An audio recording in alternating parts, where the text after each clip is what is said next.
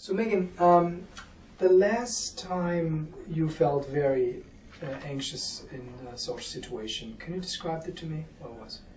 Yeah, we have staff meetings every week at work, and I had to give a presentation last week. Okay. And that's not the last time I felt anxious, but that's the last time that I really did not want to do something. Okay. Can you describe it in a bit more detail and what you did, especially when you had to give the talk? What, did you actually end up giving the talk, or did you not do it? Or I did it. You did. It was sort of short, but I did it. Okay. So, can you Yeah. elaborate a little bit? So, what was it? What kind of presentation was it? So I've been working on a project with 2 other colleagues and my boss, and I had to give the final presentation on the results that we've been analyzing. So basically it sort of was a boardroom situation. So there were about, I think 7 or 8 people, but my direct boss was there, and I think that's why I was particularly nervous. Yeah. Okay, great. So clearly there was a situation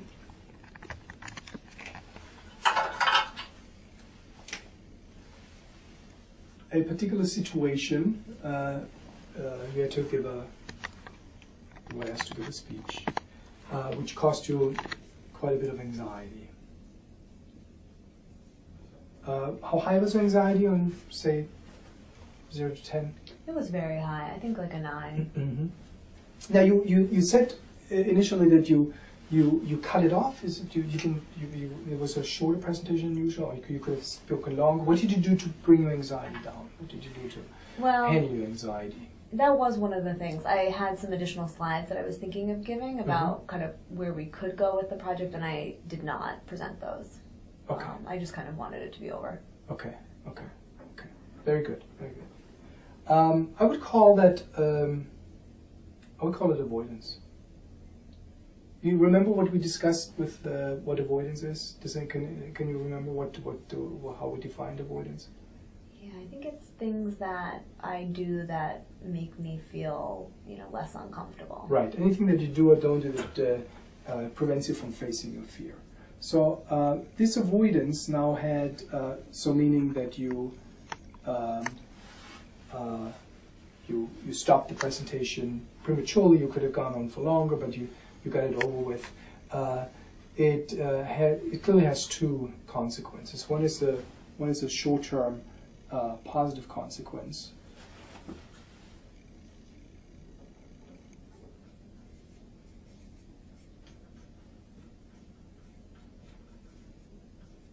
And that's positive because you feel relief. There is, however, also a long-term negative consequence. And this long-term negative consequence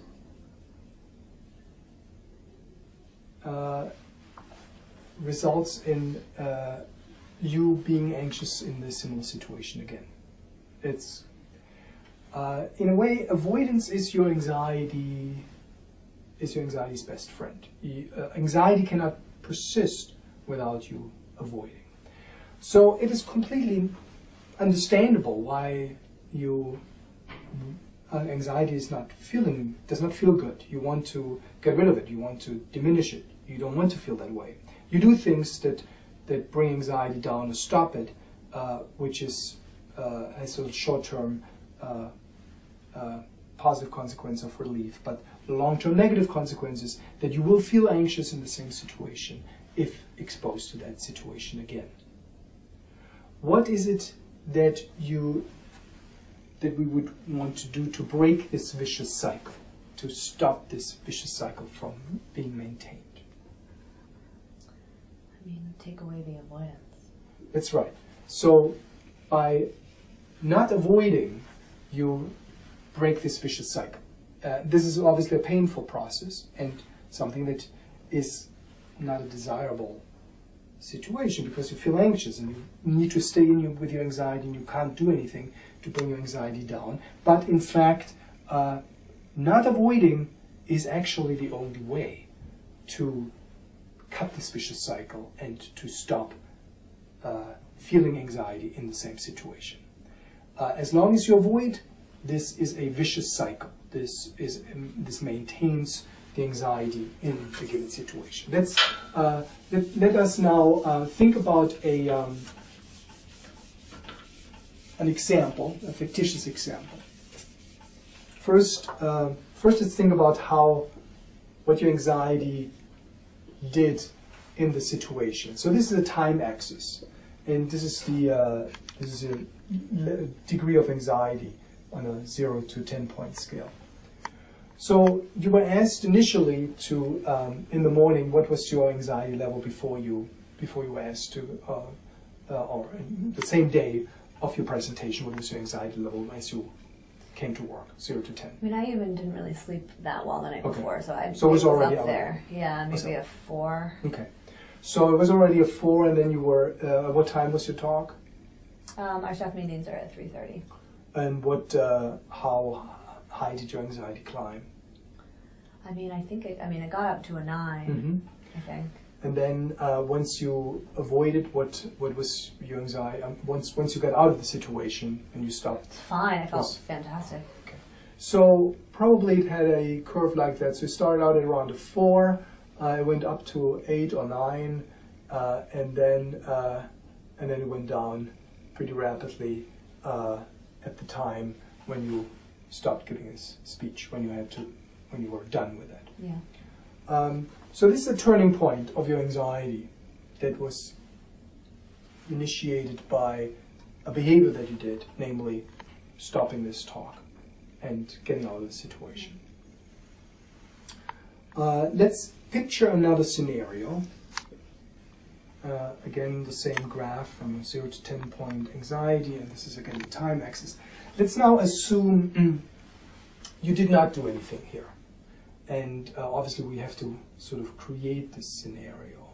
And most situations can't be easily modified in such a way. But let's assume that we can stretch this time axis. Or alternatively, we do something over and over and over again. Let's first initially look at if we could stretch this time axis. If you did not do anything in the situation, if you did not stop prematurely, but actually kept on going, let's assume that you just kept on talking, let's say for a few more minutes. What would your anxiety do? Not much, probably. Yeah, I think a few minutes probably might get you higher, right? Probably, yeah.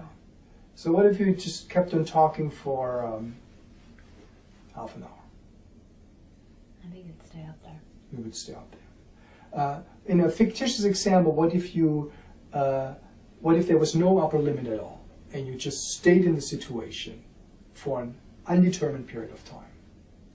The idea is that you did not do anything to bring your anxiety down. You just stayed in the situation for an undetermined period of time, for an infinite period of time, that is.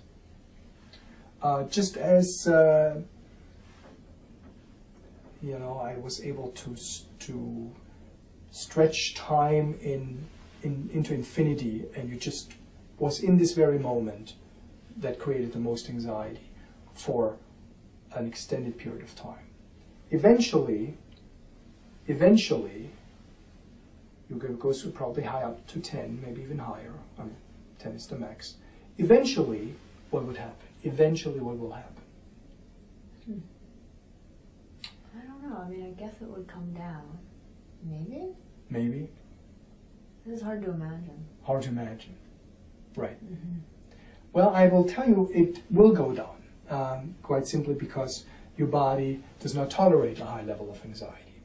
Your body has regulatory mechanisms in place to turn anxiety down eventually. Anxiety is an acute state. Fear, panic is an acute state that your body does not like to experience for an extended period of time. Eventually, your intuition is correct. Eventually, anxiety will go down, all by itself, by doing nothing. It will be much slower, much more gradual. It might be ups and downs. It will be slow, it will be painful, but eventually, if you don't do anything at all, eventually anxiety goes down. Let's assume that you stayed in this situation for a really long period of time, and you were actually able to give a a long presentation and assume that nobody cared about the length of the presentation. In a fictitious example, what would happen the very next day you were asked to do the same thing again? What would be your intuition? What would happen next time? Would your anxiety be again at the same level, or higher, or lower? Would it reach the same level, or would it be lower or higher? What do you think? Maybe a little lower to start. That's right. It will start a little lower. It will go up, but not to the same degree. Still pretty high, and the recovery will be a little quicker. The next day you do it again, it will start a little lower. It will reach a peak it will plateau at a lower level, and the plateau won't last less long, and the recovery will be quicker, and so forth. Until there's only a slight little bump, if you did the same situation over and over and over and over again, or if you stayed in the situation for an extended period of time. The point here is anxiety will go down all by itself if you don't do anything to bring it down. Quite simply because your body downregulates all by itself. This is the idea of exposure. This is the very idea of facing your fear and not avoiding. Avoidance is the problem. Anxiety is not the problem. Avoidance is what we're actually targeting in treatment, not anxiety. Avoidance is the reason why your social anxiety is maintained. How does it sound? It sounds good. I mean, I don't know. I think really. It sounds scary, right? Yeah. I mean, it sounds nice that it could work, but I'm a little skeptical that, yeah, I'd rather not do that.